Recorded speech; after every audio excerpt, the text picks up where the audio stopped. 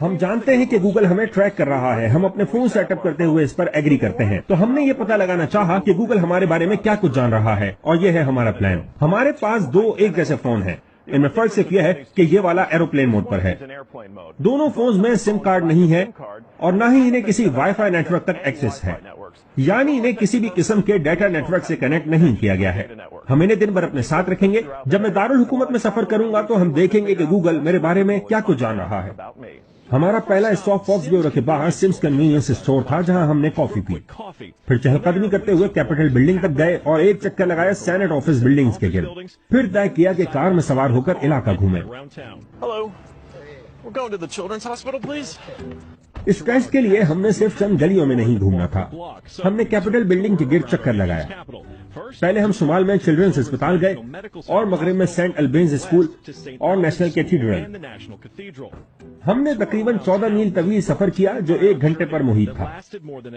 اس دوران فونز کو انٹرنیٹ تک ایکسس نہیں تھی، نہ کوئی وائی فائی کنیکشن اور نہ ہی کوئی سیلولر ڈیٹا سروس. ایسے میں یہ سوچنا غلط نہیں تھا کہ گوگل کو میرے بارے میں علم نہیں ہوگا.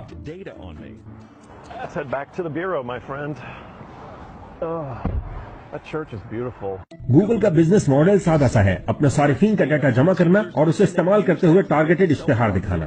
اس بزنس ماڈل کو کہتے ہیں سرویلنس کیپٹلزم. لیکن کیا ڈیٹا جمع کرنے کا ایک کام تب بھی کارآمد ہوتا ہے جب ہمارے فونز کنیکٹ بھی نہیں ہوتے؟ ہم واپس آ چکے ہیں اپنے ڈی سی کے فاکس بیورو میں اور ہمارے پاس ہمارے فونز ہیں بالکل اسی طرح جیسا ہم انہیں لے کر چلے تھے.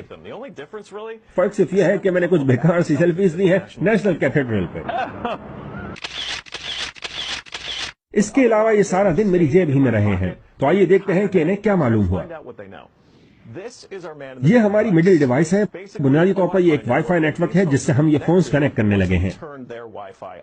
یہ اس ڈیوائس کے ذریعے ڈیٹا گوگل کو منتقل کریں گے، لیکن اس درمیان وہ اس ڈیٹا کی ایک کاپی بھی بنائیں گے جو گوگل کے پاس جا رہا ہوگا. ہم اسے ڈیکرپٹ کریں گے اور پتہ لگائیں گے کہ ہم دن بھر کہاں رہے. چند ہی لمحوں میں نمبر سامنے آنے لگے.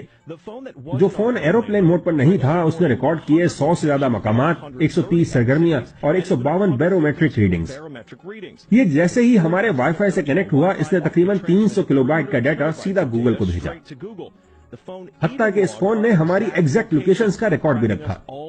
کیپٹل بلڈنگ، اسپتال، اسکول اور کیتھیڈرل. آپ شاید نوٹس کریں کہ یہاں جو واحد چیز موجود نہیں ہے وہ ہمارا ایگزیکٹ راستہ ہے، لیکن اس کے پاس یہ ڈیٹا بھی ہے. یہ جانتا ہے کہ ہم کب کار سے باہر نکلے. میٹا ڈیٹا میں ہر لمحے کا ریکارڈ موجود ہے، ہر چیز کی ٹریکنگ. وہ جانتے ہیں کہ آپ کب پیدل چل رہے ہیں، کب گاڑی میں ہیں اور کب گاڑی سے اتر رہے ہیں.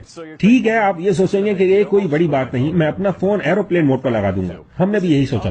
یہ ہمارا دوسرا فون ہے، اس میں سم کارڈ نہیں تھا اور یہ تمام وقت ایروپلین موڈ پر رہا. دیکھتے ہیں کہ اس نے کتنا ڈیٹا ریکارڈ کیا. ایروپلین موڈ والے فون نے در حقیقت دوسرے فون سے کہیں زیادہ لوکیشنز اور ایکٹیویٹیز ریکارڈ کی ہیں، اور اس نے بھی ایکٹیویٹ ہوتے ساتھ ہی سینکڑوں کلو بائٹس کا ڈیٹا گوگل کو ٹرانسفر کیا ہے. اس نقشے میں واحد چیز جو نہیں ہے وہ ہمارا چرچ پر رکنا ہے، لیکن یہ پھر بھی جانتا ہے کہ ہم وہاں تھے. یہ دیکھیے، گاڑی سے نکلنا 100% ایکیوریسی. پیچیدہ یوزر ایگریمنٹس اور فری سافٹ ویئر کے ذریعے گوگل صارفین سے ان کی پرائیویسی چھین لیتا ہے. یہ آپ کا پیچھا ان مقامات پر بھی کر رہے ہیں جن کی مکمل پرائیویسی کی توقع کی جاتی ہے. گورنمنٹ بلڈنگز، بچوں کا اسپتال، پرائیویٹ اسکول، چرچ. آپ کی ہر حرکت، آپ کا ہر قدم گوگل دیکھ رہا ہے.